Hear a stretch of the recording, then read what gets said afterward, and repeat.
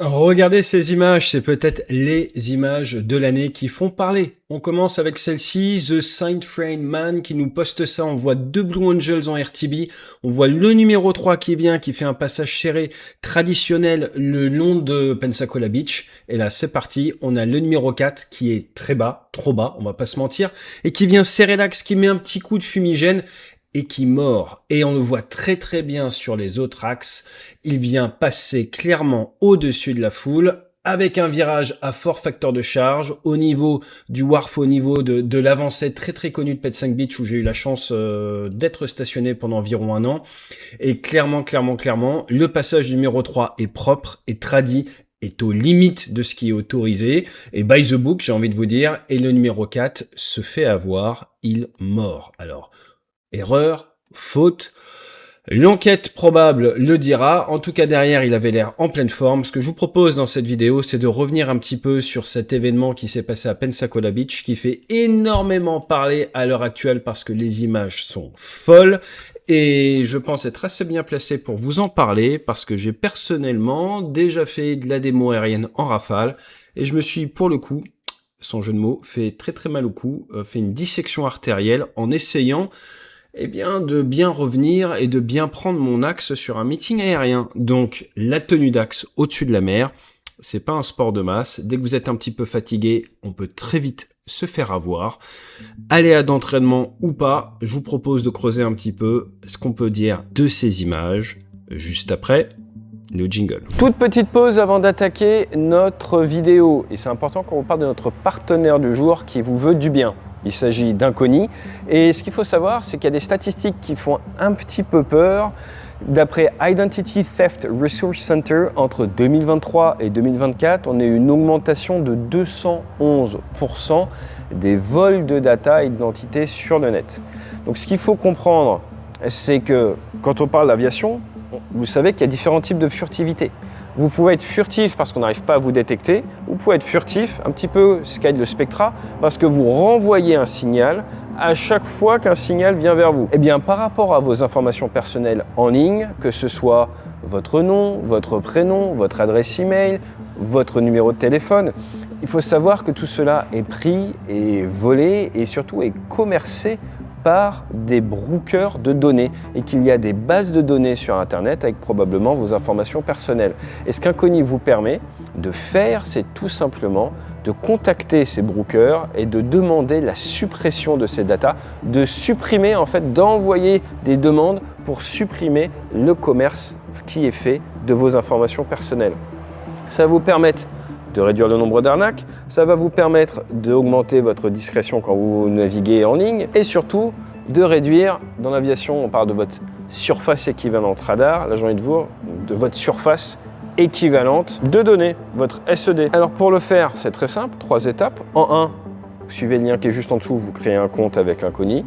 En 2, vous leur donnez l'autorisation, le mandat d'aller à la chasse pour vous, d'aller trouver vos informations personnelles. Et en 3, de les supprimer, tout simplement. Et comme ça, vous minimisez votre surface équivalente de données, vous augmentez votre furtivité et en plus, Deloitte a vérifié qu'Inconi faisait bien son travail. Vous avez toutes les infos sur le lien juste en dessous. Jingle.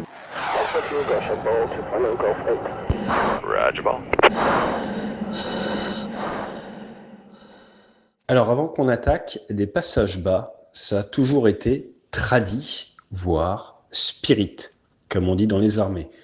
Regardez ce petit combo. Alors maintenant que ça vous a permis de recaler un petit peu les gyroscopes, sachez également que le gros problème, c'est ce qui sort des réacteurs. Et oui, il y a un flux d'air. Et c'est pas ces touristes à Saint-Martin qui vont dire le contraire derrière ce 747. Mais retournons à Pensacola Beach, juste à côté de la base, qui est surnommée Cradle of Naval Aviation, où sont basés les Blues. Alors ce que l'on observe aujourd'hui, c'est les Blue Angels. C'est la deuxième patrouille de démonstration la plus ancienne au monde, créée en 1946. La plus ancienne, c'est notre patrouille de France 1931.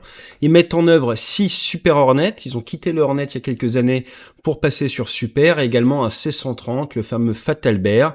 Vous avez un total de 7 aéronefs dans la patrouille, en fait, avec le remplaçant, 6 pilotes de la Navy, un des Marines. Ce qu'il faut savoir, c'est qu'ils sont basés à Pensacola, juste à côté de là où ont lieu ces images, là où on a été formé. Moi, j'ai une partie de ma formation là-bas.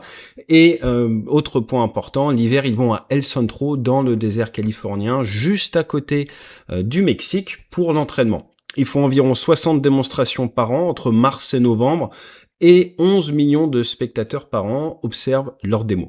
Ils ont perdu 20 pilotes aux commandes des Blue Angels et 4 pilotes qui sont décédés après leur passage aux Blue Angels au combat, 1 en Corée et 3 au Vietnam. La dernière en date, pour ce qui est des décès à l'entraînement, c'était en 2016. On a fait une vidéo sur le sujet avec un split S, ça part Neba trop tard, pilote très fatigué, j'en parlais tout à l'heure, avec un enfant en bas âge qui dormait pas beaucoup, qui a décidé d'aller voler alors qu'il aurait peut-être pas dû, altération du jugement, et ça tape malheureusement le sol. Ce qu'il faut bien comprendre, c'est qu'en France, on est habitué à des patrouilles qui restent un petit peu dans le box, avec des vitesses d'évolution qui sont sous contrôle pour pouvoir justement ne pas trop s'éloigner de la foule. Aller faire un meeting aérien aux US, Thunderbirds, Blue Angel, la logique est différente, l'état final recherché est différent. Eux, c'est Sound of Freedom, le bruit de la liberté. C'est des passages rapides, ça va très vite, c'est très serré, et puis des fois, vous voyez plus personne pendant plusieurs minutes.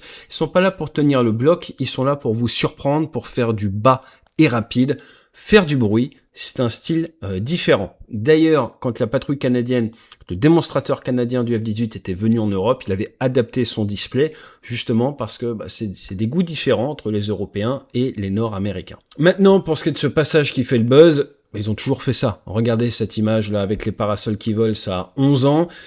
Pensacola Beach, c'est connu. Moi, j'ai fait des triathlons là-bas. On a passé beaucoup de temps là-bas. C'est super connu. Ils vont passer, ils vont y faire du bruit. Il y a des démonstrations, il y a le meeting aérien de Pensac. Ça, c'est toujours fait. Maintenant, le problème, c'est qu'on est clairement en dessous du standard et il faut pas survoler la foule. Ça ne se fait pas. D'où une enquête de sécurité qui est lancée. Et l'autre raison, c'est qu'il y a eu des chutes, il y a eu des entorses. Vous ne voulez pas faire ça. Maintenant, est-ce que l'ADN des Blue Angels est dans le passage bas? Carrément. Et ils l'ont toujours fait de manière plus ou moins légale. Avec la légende passe de France à Pensacola Beach, il est passé à 50 pieds, 15 mètres sol, juste en dessous du Mach. Ça fait parler. Là où en France, on va être limité en termes de vitesse, fonction des endroits. Non, c'est Mach 0,95. Certains endroits, c'est Mach 0,90, fonction des réglementations. Et on sait tous qu'il y a déjà eu par exemple, du 97 de Mach qui a déjà été fait, mais eux, là-bas, c'est vraiment, j'ai envie de vous dire, culturel. Faut pas oublier que la fameuse scène du décollage du Black Star dans Top Gun Maverick, c'est en fait un avion des Blue Angels. Ils font ce décollage où ils font un petit peu ce qu'on appelle Moïse. Ils font de la poussière derrière. C'est tradit chez eux, ça fait partie de la démo. Mais encore une fois, il y a des textes à respecter, il y a certaines marges. Il n'était pas censé passer au-dessus du public. On a déjà eu des débordements dans le passé. En 2021 à El Centro, il y a eu un rapport, c'est passé à Mach 0,97. Les 500 pieds, donc 150 mètres par rapport au public, eh bien, il l'avait mordu de 82 pieds pour être précis. Il s'était trop rapproché, un F-18, d'un bâtiment. Et il y avait eu pour 180 000 $ de dégâts, 12 blessés. Ça, c'est 2021, c'est pas nouveau. Et donc, il faut faire attention à bien respecter les textes. Mais également à Lynchburg en 2011, là, ça nous permet de voir un petit peu l'évolution. Il y avait eu une barrique qui avait été faite trop bas, il y avait eu arrêt des vols derrière et la démission du commanding officer, donc du skipper, du commandant des Blue Angels. Qu'à cette époque-là, tu sortais des traits, le chef, il laissait son commandement en fait. Et il laissait son commandement par intégrité de lui-même. L'altitude, c'est quelque chose qui ne pardonne pas, il faut pas jouer avec ça parce qu'en fait, vous abdiquez votre marge. Je vous renvoie vers notre vidéo sur la patrouille de France. Maintenant, ces dernières semaines, on voit qu'il se passe des choses avec des garde-fous sautent. On a eu une histoire avec des pilotes d'hélico d'Apache qui sont allés du côté de la maison de Kid Rock, le soutien à Trump et très fameux artiste américain. Les pilotes avaient été initialement suspendus. Le ministre de la guerre a dit non, pas de punition, pas d'enquête, carry on Patriots, continuez les Patriots. Donc ils avaient pu reprendre les vols. Le 4 juillet en Caroline du Sud, on a eu des Apaches qui sont passés extrêmement bas sur une plage bondée. Et là, Eh bien, encore une fois, le secrétaire de la guerre a dit c'est bon, on s'en occupe, suspension levée en moins de 24 heures, et maintenant le 15 juillet, à Pensacola, 3e épisode en 4 mois, normalisation de la déviance ou pas, on va en parler. On attend de voir la déclaration du ministère de la Défense américaine.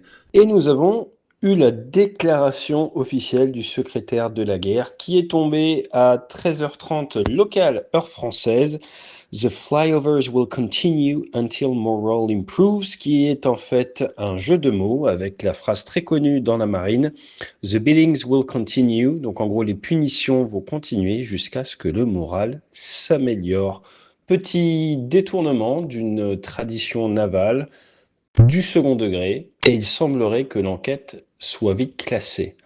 Maintenant, la grande question, quid de la normalisation de la déviance, quid de la caritude, quid des réactions si des accidents arrivent dans un futur proche. Toujours est-il, il y a un danger physique.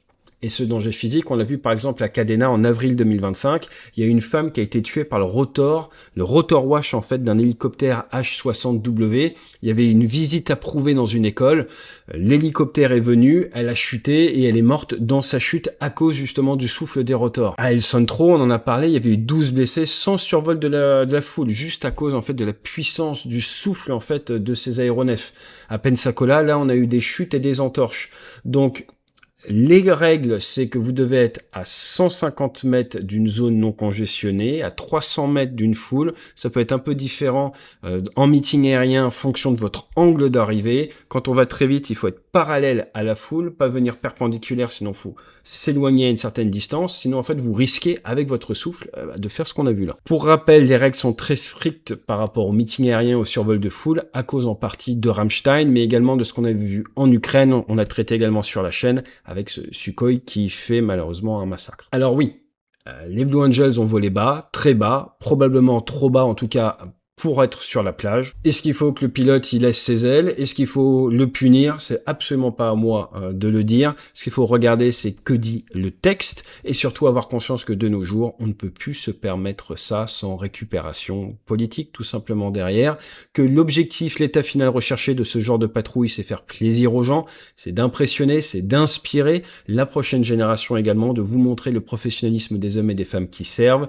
Eh bien, c'est un moyen également de montrer la caritude qui est pourtant la valeur centrale chez les pilotes de l'aéronaval. Si on commence à accepter cette normalisation de la déviance, on peut aller malheureusement vers des accidents comme on les a connus avant que tout ça soit très encadré par les textes. Maintenant, la grande question est de savoir s'il s'agit d'une transgression volontaire ou non de la part du pilote. Quand on voit la trajectoire, si vous voulez mon two cents, mon avis personnel, il n'y a pas volonté de nuire. On voit en fait qu'il vient mordre. Alors, il peut être coupable de ne pas avoir pris assez de marge, ça c'est sûr, d'être trop bas, ça c'est sûr, mais il y a un autre point intéressant qui est celui en fait de la radiosonde. Quand vous êtes à plus de 60 degrés d'inclinaison, généralement vous n'avez plus d'informations sur votre hauteur et c'est très difficile d'avoir les bons repères.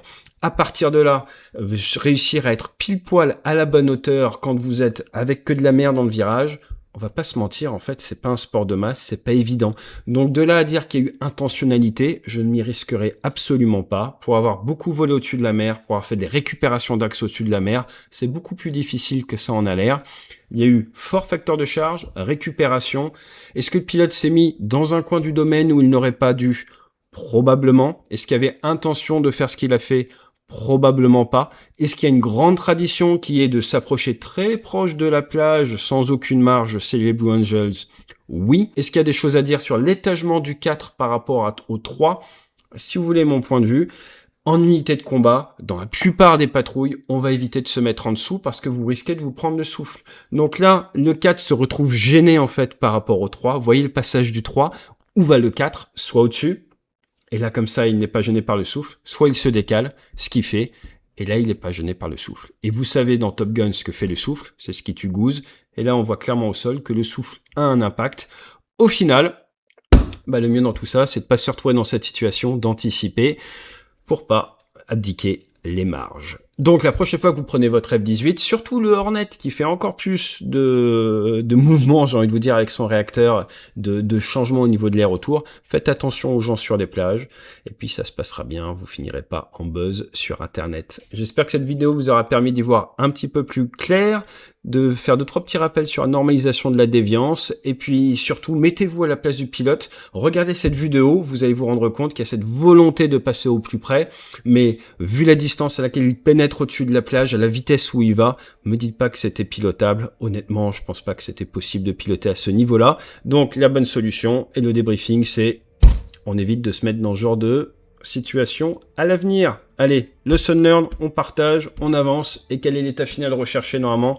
Montrer de la caritude aux gens, on peut mieux faire. Comme ils disent aux États-Unis, press. Fly safe.